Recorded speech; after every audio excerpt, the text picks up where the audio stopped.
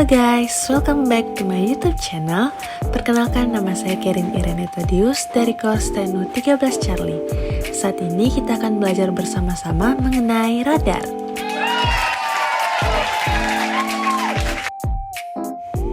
Pada video kali ini, kita akan belajar bersama-sama tentang apa sih radar itu, jenis-jenis radar apa saja, dan bagaimana radar boleh tampil di layar ASD. Let's check it out. Radar adalah suatu alat navigasi penerbangan untuk mendeteksi, melacak, dan memvisualisasikan objek atau target yang berada di sekitar pancaran gelombangnya. Untuk melakukan pendeteksian maupun pengukuran target, radar memancarkan sinyal elektromagnetik dan kemudian menerima pantulan sinyal dari objek yang berada dalam cakupan pancarannya.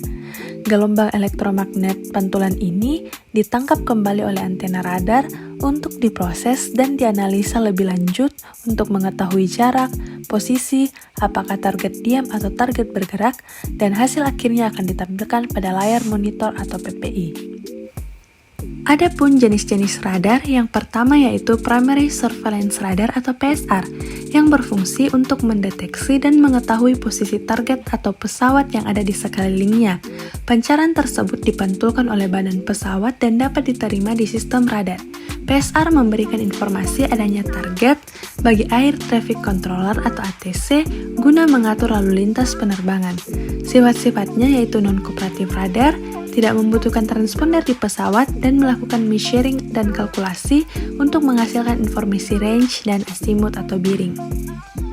Yang kedua adalah Secondary Surveillance Radar atau SSR, yang merupakan sebuah peralatan untuk mendeteksi dan mengetahui posisi dan data target yang ada di sekelilingnya secara aktif, di mana pesawat ikut aktif jika menerima pancaran sinyal RF radar sekunder.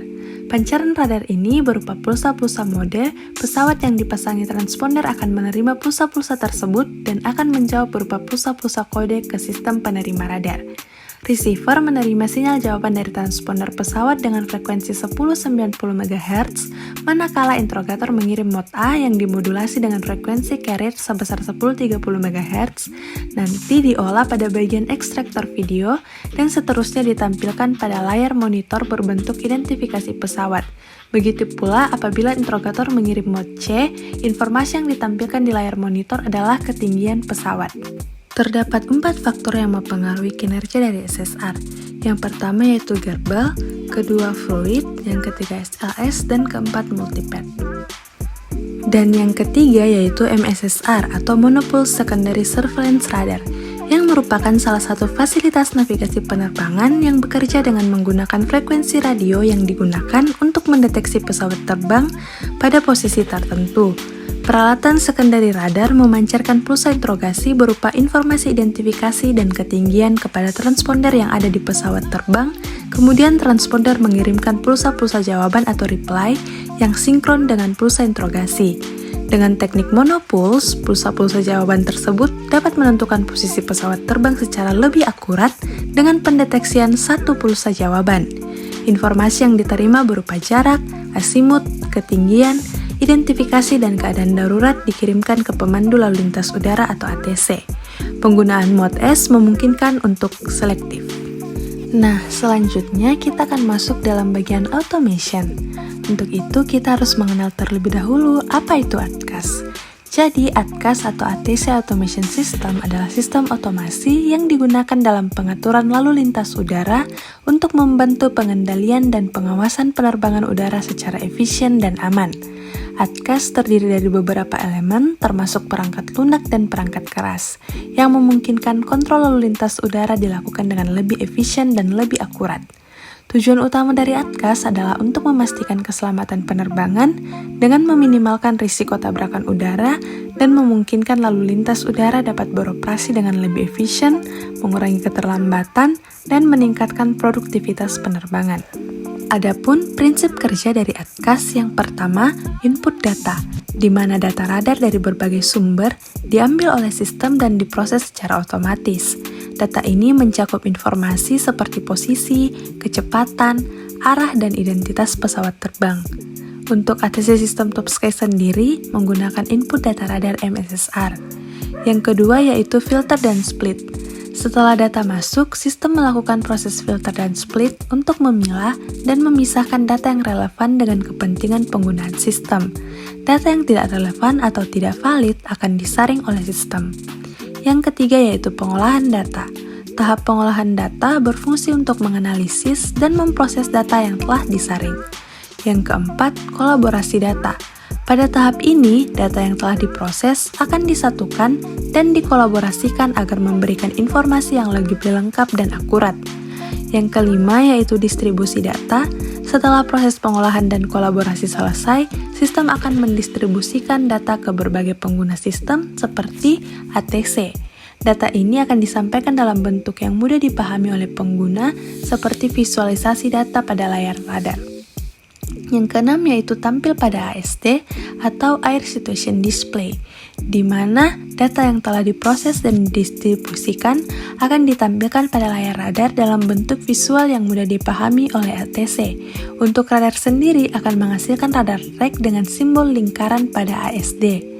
Dan yang terakhir yaitu ATC Operation. Tahap terakhir ini di mana pengendali lalu lintas udara menggunakan data yang telah diproses dan ditampilkan pada ASD untuk melakukan operasi pengaturan lalu lintas udara secara efektif dan efisien. Hal ini mencakup pemantauan dan pengendalian pesawat selama lepas landas, terbang, dan mendarat di bandara. Salah satu server pada ATC System Top Sky adalah MRTS atau Multi Radar Tracking System, yang merupakan sebuah sistem pemantauan yang digunakan dalam navigasi penerbangan untuk mengintegrasikan data dari beberapa radar untuk menghasilkan informasi posisi yang akurat tentang pesawat terbang dalam wilayah yang dipantau. MRTS bekerja dengan menggabungkan data dari beberapa radar dan kemudian memprosesnya menggunakan teknologi pengolahan sinyal digital untuk menghasilkan informasi posisi yang akurat. Setelah itu, informasi posisi pesawat terbang akan ditampilkan pada layar ASD dalam bentuk tampilan visual yakni simbol lingkaran. Selain itu, MRTS juga memiliki kemampuan untuk memonitor beberapa penerbangan sekaligus dalam satu layar ASD. Ini sangat berguna dalam pengendalian lalu lintas udara pada wilayah udara yang sibuk. Nah, pasti teman-teman pada kepo kan bagaimana sih cara kerja inputan radar hingga bisa menghasilkan radar track dengan simbol lingkaran pada SD? Nah, jadi saat ini saya akan menjelaskan caranya dengan contoh radar site yang berada dari Manado mengirimkan datanya ke MATS. Jadi, radar yang berada di Manado ini akan mengirimkan data radarnya ke MATS dengan menggunakan VSAT Manado yang diterima oleh VSAT MATS. Kemudian masuk ke IDF lintas SARTA, lalu tegangannya akan distabilkan pada diffuser data radar. Setelah itu, masuk ke IDF MATS. Kemudian ke splitter radar yang akan membagi satu inputan menjadi beberapa output, yakni P-Lines A, P-Lines B, ATC System Console, Basarnas, dan splitter tambahan yang kemudian terbagi lagi menjadi dua. Yang pertama, output kabel kuning akan menjadi inputan ke lab otomasi dengan kabel abu-abu dan ke AURI dengan kabel biru. Kemudian output kedua yaitu kabel hijau yang akan menjadi input ke Direktorat Navigasi Penerbangan. Dari splitter radar, kemudian masuk ke P-Lines yang akan mengubah data dan log menjadi data digital yang kemudian akan masuk ke switch lalu diteruskan ke server MRTS. Data radar yang telah disinkronisasi akan didistribusikan ke seluruh stasiun kerja ATKAS dan ditampilkan pada ASD dengan simbol lingkaran untuk setiap pesawat terbang yang terdeteksi. Pada radar data processing, asterisk yang dipakai dalam service message adalah asterisk 034 untuk MSSR yang merupakan pengembangan dari asterisk 002 untuk SSR dipakai dalam Merker. Sementara target report menggunakan asterisk 048 untuk MSSR yang merupakan pengembangan dari asterisk 001 SSR untuk plot and track. Selanjutnya yaitu traces yang merupakan bagian dari CWP ATC System Top Sky yang menyimpan seluruh log file sistem dalam periode tertentu. Fungsinya untuk melakukan pelacakan histori sistem dalam pengolahan datanya. Implementasi dari traces ini untuk melakukan pengecekan data radar apakah data tersebut fail, starting, atau normal. Jadi, ketika terjadi gangguan pada data input radar di ATC System, dengan adanya traces kita dapat mengetahui waktu dan penyebab terjadinya gangguan tersebut. Sekian dulu pembahasan kita mengenai radar. Semoga bermanfaat ya. Thank you for watching my video.